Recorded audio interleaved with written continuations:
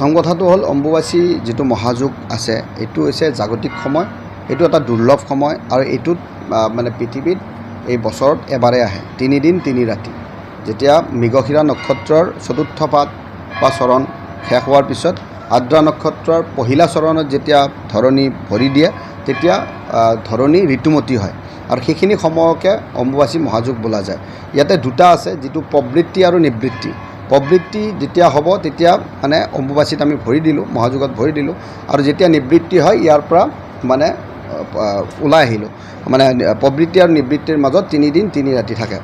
এইখিনি সময়ত বহুত দুৰ্লভ সময়, বহুত ডাঙৰ সময়। এইখিনি সময় অবাবত নষ্ট নকৰি মানুহে তপ জপ ব্ৰত কৰি আৰু নিজৰ নিজৰ প্ৰাৰ্থনা যেনেদৰে ইচ্ছা কৰে, যোনে যেনেকৈ প্ৰাৰ্থনা কৰিব বিচাৰে, বহুতৰ নিজা নিজা নিয়ম আছে।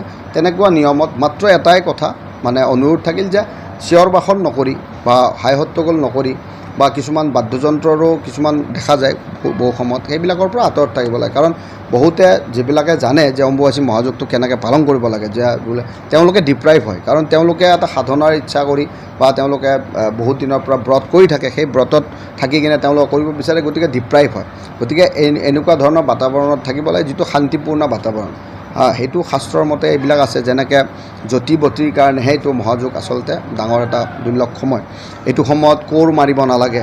কোৰ মাৰিব নালাগে এইকাৰণে যাতে বীজটো যেতিয়া ওলাই এইটো সৃষ্টি হয়, এইখিনি সময়তে বীজৰ সৃষ্টি হয়। অম্বুবাচী মানেই হৈছে পানী, যেতিয়া বৰষুণৰ পানী পৰে এটা বীজ ওলায়, সেই বীজটো ওলাই কিনে এটা ফলত পৰিৱৰ্তন হয়। গতিকে এইখিনি সময়ত কোৰ মাৰিলে হয়তো বীজটো মৰি যাব পাৰে।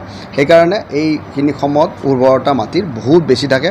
এই উৰ্বৰতাৰ কাৰণে এনাৰ্জি যিটো সাধনাত এনাৰ্জি পোৱা যায়, এইটো সময়ত বেলেগ ধৰণৰ এটা এনাৰ্জি পোৱা যায়। এইখিনি সময়ত মানুহে তপ জপৰ দ্বাৰা ব্ৰতৰ দ্বাৰা মানে সাধনা সম্পন্ন কৰিব লাগে। আৰু বিধৱাৰ কাৰণে এই ব্ৰতটো বহুত ডাঙৰ ব্ৰত। কাৰণ বিধৱাৰ কাৰণে স্পেচিয়েলি এই অম্বুবাচী মহাযোগটো এটা ডাঙৰ এটা যোগ।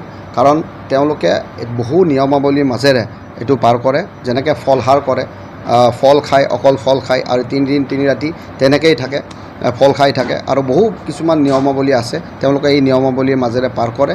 আৰু যেতিয়া 3 দিন 3 ৰাতি শেষ হ'ব, নিবৃত্তি হ'ব, তেতিয়া দৰ্শনৰ কাৰণেও বহুতে যায়। এই ব্ৰত কৰি কিনে ডাঙৰ ফল এটা পোৱা যায়। সেইকাৰণেও সেই বস্তুটোত যাতে ব্ৰতটোত থাকিব পাৰে আৰু নিয়মাৱলী মানিব পাৰে, সকলোৰে অনুৰোধ থাকিল যাতে এইবিলাক নিয়মৰ মাজেৰে হৈহে আমি আপোনাৰ দৰ্শনটো যাতে পায়।